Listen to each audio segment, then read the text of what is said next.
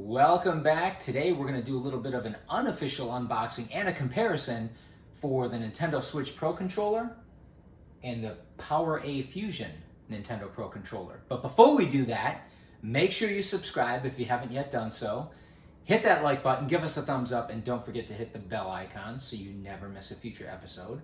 Speaking of which, be sure to check out our other videos because we have a ton of great content. Also, make sure you check this out. This is my awesome book.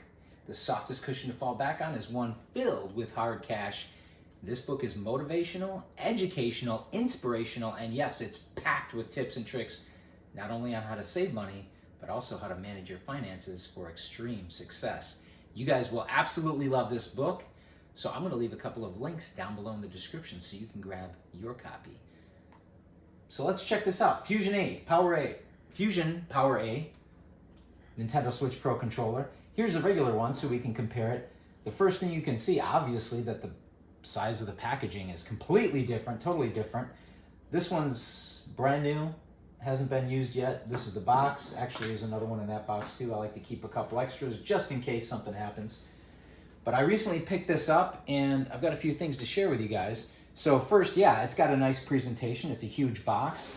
And when we open it up, you can see it includes the customary case that many of these premium controllers contain or include.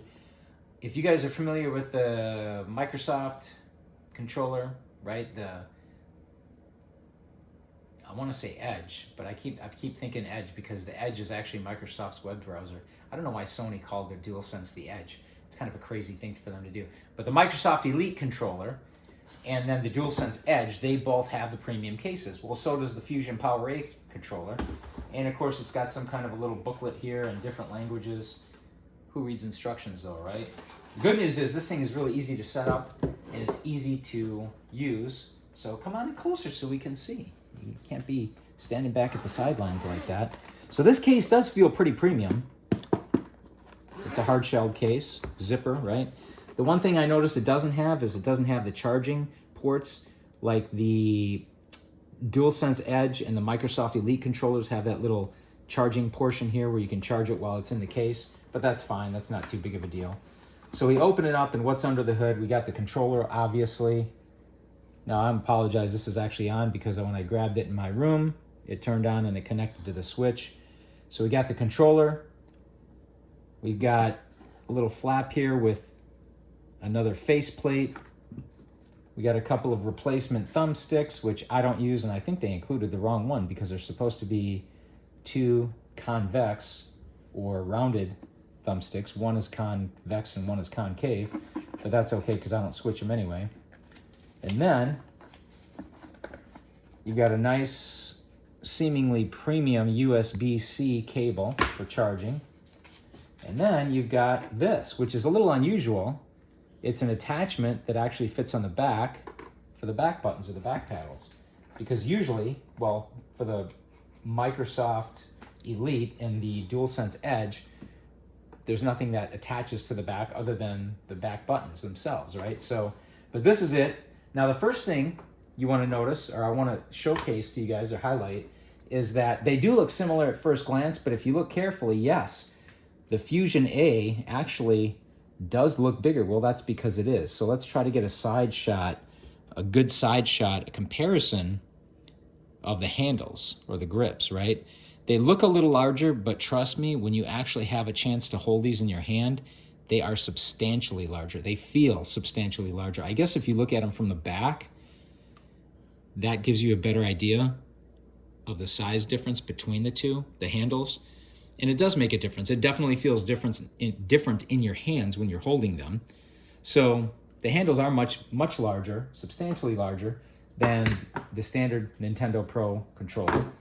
But also, the buttons, they kind of stick out. A lot of these buttons, like the home button, right? And then I think this is the photo button, the plus and minus buttons, they kind of stick up from the face of the controller, right? If you compare those, can we get a good comparison shot there? So we can... And then the ABXY buttons on the face here, right?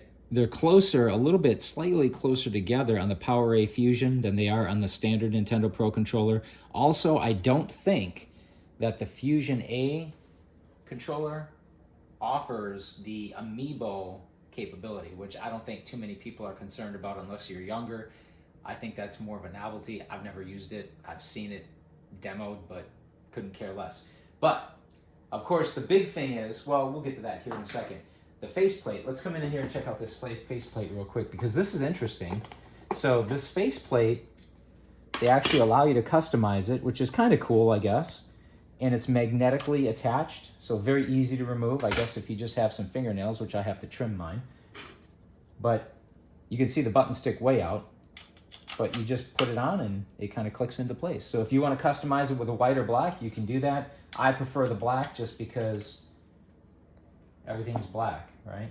So another interesting point that I want to share is with these thumbsticks. If you do want to change these, you have to remove the faceplate first, unlike the Microsoft Elite and the DualSense Edge, where you can just pull them off. And they are not magnetically attached like the Elite controllers. They actually pull on and off like this. I'm not going to even change it because I'm happy with the thumbsticks that are included, right? So we'll put the black face back on there.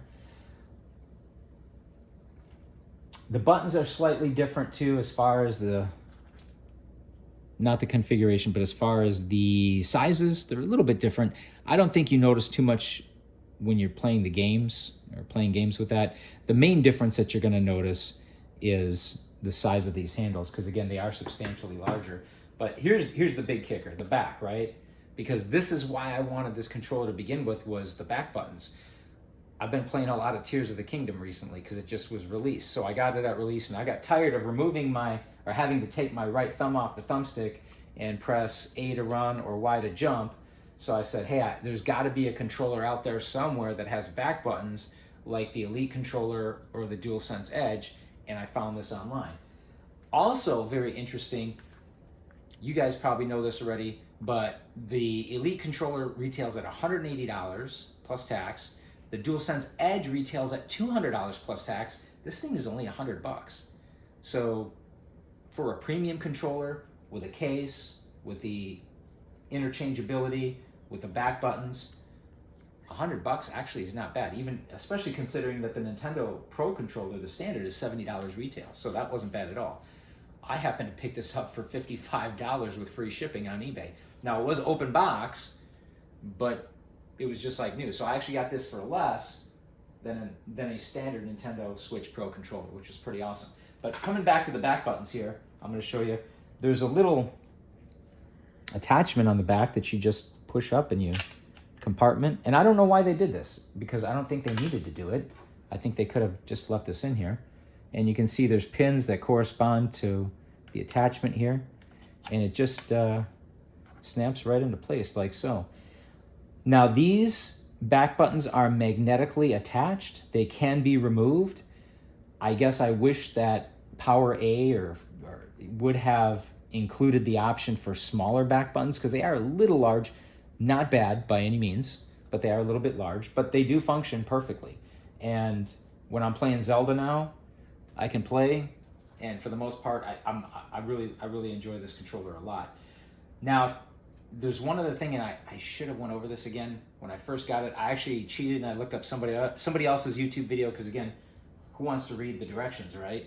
So I looked up a video that was less than a minute long. I think it was like 45 or 48 seconds on how to program the back buttons, because they're fully programmable. So in other words, you can assign each paddle on the back to whatever button, A, B, X, Y on the face. So that's really cool, but it's easy to do. I think you hold down this button right here, and then these lights will flash, and then you push the paddle on the back that you want to assign, and then you press the button on the face, for example, A or B, that you want to assign that back paddle to. And it's that simple, and you just repeat the process for all 4 of the back paddles. So very easy to set up, really easy to work with. Oh, and come on in again real quick.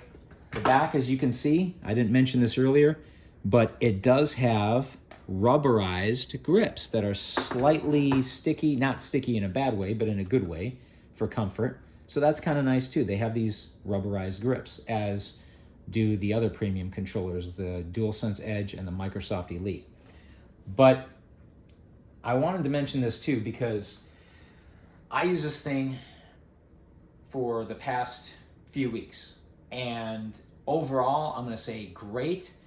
If there were two complaints that I'd have, again, number one, it would be they should include a second set of back buttons or back paddles, a smaller set, so they could be interchanged because they can be taken out and they're magnetically attached again. Number two, even though this felt comfortable initially holding it, I experienced, I guess, what you would call hand fatigue. Because again, playing Zelda, those of you who play Breath of the Wild or Tears of the Kingdom, you know you can sit down for quite a few hours at a time and play some pretty long sessions. So my hands literally started to hurt after using this for so many hours. Never had that problem with the standard Pro controller. So comparing the two, I would say, obviously, the back buttons are a definite plus, but the size of the handles on the Pro controller are preferable just because I've never experienced hand fatigue with this controller. With this one, yeah, I did get used to it over time, maybe over 5 to 7 days. My hands kind of got accustomed to it. But I think if they would have made the handles even slightly larger than the standard Pro controller, not quite as large as they have, that would have been ideal. But still, overall, great controller. Hopefully, you guys learned a little bit now. You'll know what to expect if you decide to pick this up. And for $100, even if you do pay full retail, not bad at all. Definitely not bad. Make sure to leave any questions or comments down below. As always, thanks for watching, and we will see you next time.